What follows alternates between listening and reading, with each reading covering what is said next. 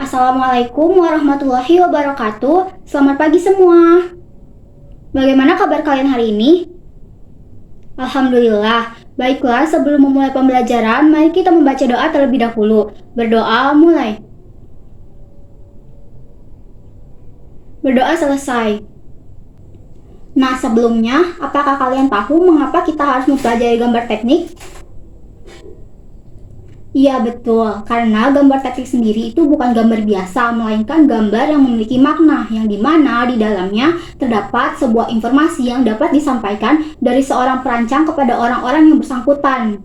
Nah, gambar teknik sendiri merupakan gambar yang mengungkapkan gagasan mengenai konstruksi yang akan dibuat. Maka dari itu, memahami gambar teknik sangatlah diperlukan. Hari ini kita akan mempelajari materi mengenai huruf, angka, dan etiket pada gambar teknik.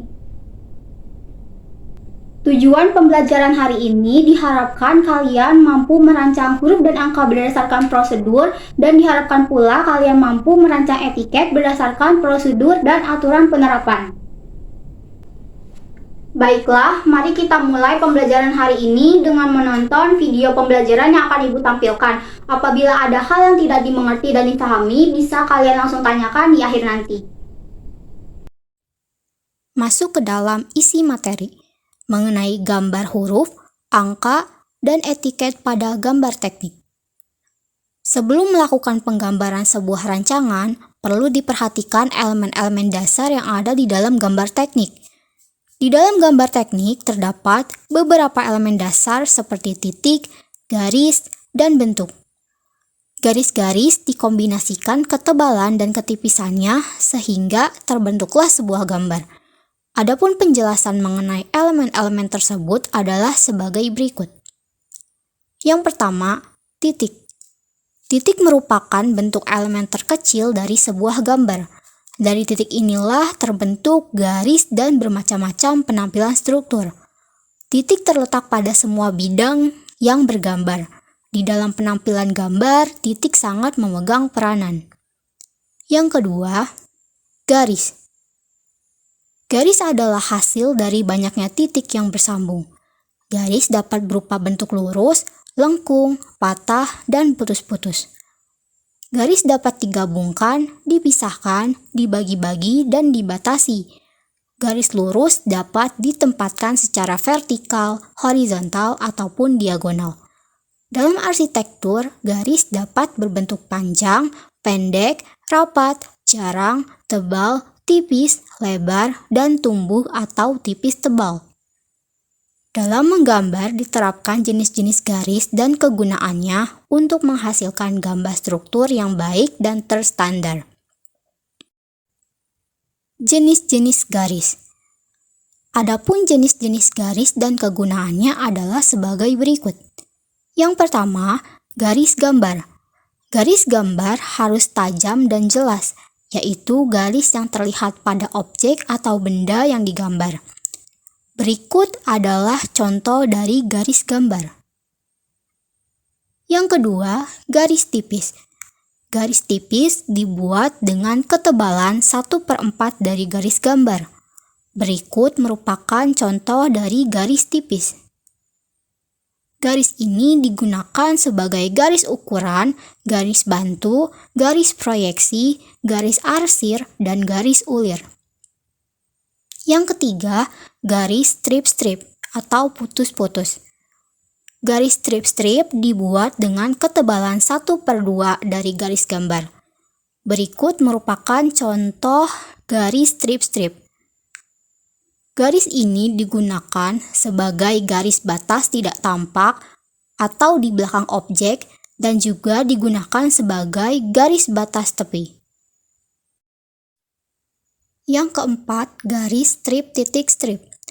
Garis strip titik strip dibuat dengan ketebalan 3/4 dari garis gambar. Berikut merupakan contoh dari garis strip titik strip. Garis ini digunakan sebagai garis sumbu, garis untuk menyatakan tempat irisan, dan garis untuk menyatakan batas potongan.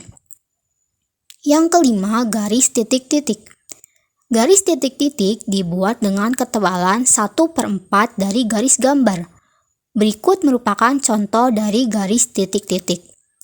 Garis ini digunakan untuk menyatakan bangunan yang akan dibongkar dan lain-lain. Dalam menggambar teknik, penarikan garis harus diperhatikan terutama pada pertemuan antar garis. Di bawah ini merupakan contoh penarikan garis yang benar dan salah. Garis penuh dengan garis penuh. Gambar pertama merupakan gambar salah. Gambar kedua merupakan gambar yang salah. Dan gambar ketiga merupakan gambar yang benar. Garis penuh dengan garis gores. Gambar pertama merupakan gambar salah. Gambar kedua merupakan gambar benar. Garis gores dengan garis gores. Gambar pertama merupakan salah. Gambar kedua merupakan gambar salah. Dan gambar ketiga merupakan gambar yang benar. Garis sumbu dengan lingkar jarak. Gambar pertama merupakan gambar yang salah. Gambar kedua merupakan gambar yang benar. Garis sumbu dengan garis sumbu. Gambar yang pertama merupakan gambar yang salah. Gambar kedua merupakan gambar yang benar. Setelah mengenal titik dan garis, maka dilanjutkan pada huruf dan angka. Huruf dan angka yang disajikan dalam gambar teknik harus memenuhi standar ketentuan yang telah ditetapkan. Berikut ini merupakan hal yang perlu diperhatikan di dalam menyajikan huruf dan angka pada gambar teknik. Yang pertama, jelas. Huruf harus bisa dibaca dan dipahami oleh semua orang. Yang kedua, seragam. Ketebalan garis, jarak antar huruf, jenis huruf, dan lain-lain haruslah seragam. Yang ketiga, dapat dibuat mikrofilm atau direproduksi. Perhatikan gambar di bawah ini. Kemudian perhatikan keterangan dari huruf dan angka gambar teknik berikut ini.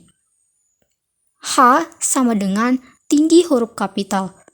B sama dengan antara garis dasar huruf atau angka. C sama dengan tinggi huruf kecil. D sama dengan tebal huruf. E sama dengan jarak antara kata. F sama dengan lebar huruf. A sama dengan jarak antar huruf. Aturan penggunaan ukuran huruf dan angka dapat dilihat pada tabel di bawah ini. Pada tabel terdapat perbandingan ukuran antara tipe A dan tipe B.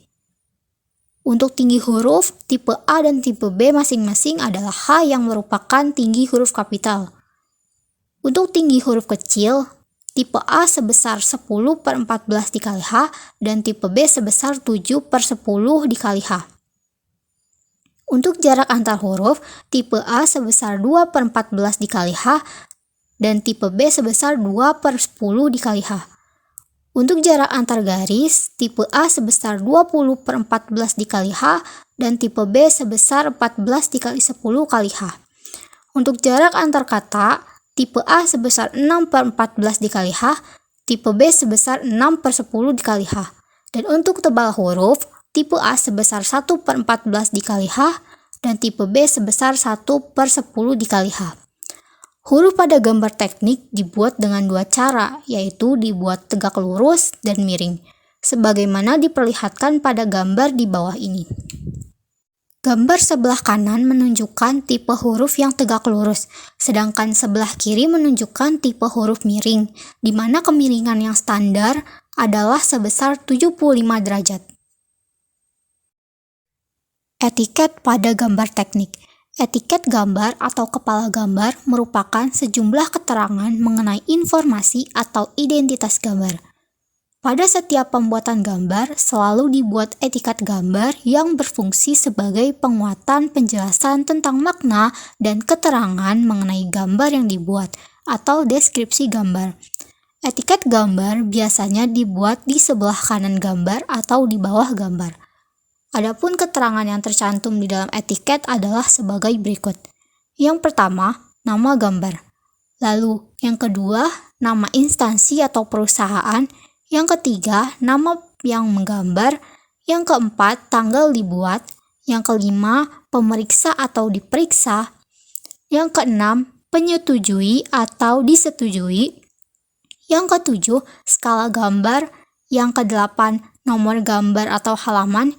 Yang ke-9, dan berbagi data yang dibutuhkan dalam penjelasan gambar. Selain huruf dan angka, etiket juga distandarisasi. Berikut adalah contoh etiket yang sesuai standar. Sudah jelas ya? Jadi sekarang Ibu minta kalian mengerjakan tugas menggambar etiket berdasarkan prosedur dan aturan penerapannya. Pada kertas ini masing-masing satu gambar selama 30 menit. Tolong dioper ke belakang.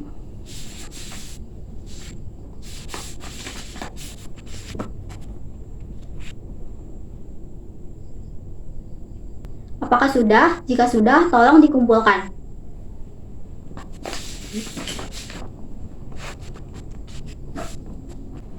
Bagaimana? Apakah mudah menggambarnya?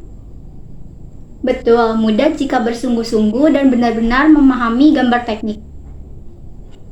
Baik anak-anak, sekian dari pembelajaran hari ini. Semoga dapat bermanfaat bagi kalian. Dan sebelum diakhiri, mari kita membaca doa terlebih dahulu. Berdoa mulai. Berdoa selesai. Baiklah, wassalamualaikum warahmatullahi wabarakatuh. Sampai jumpa pertemuan selanjutnya.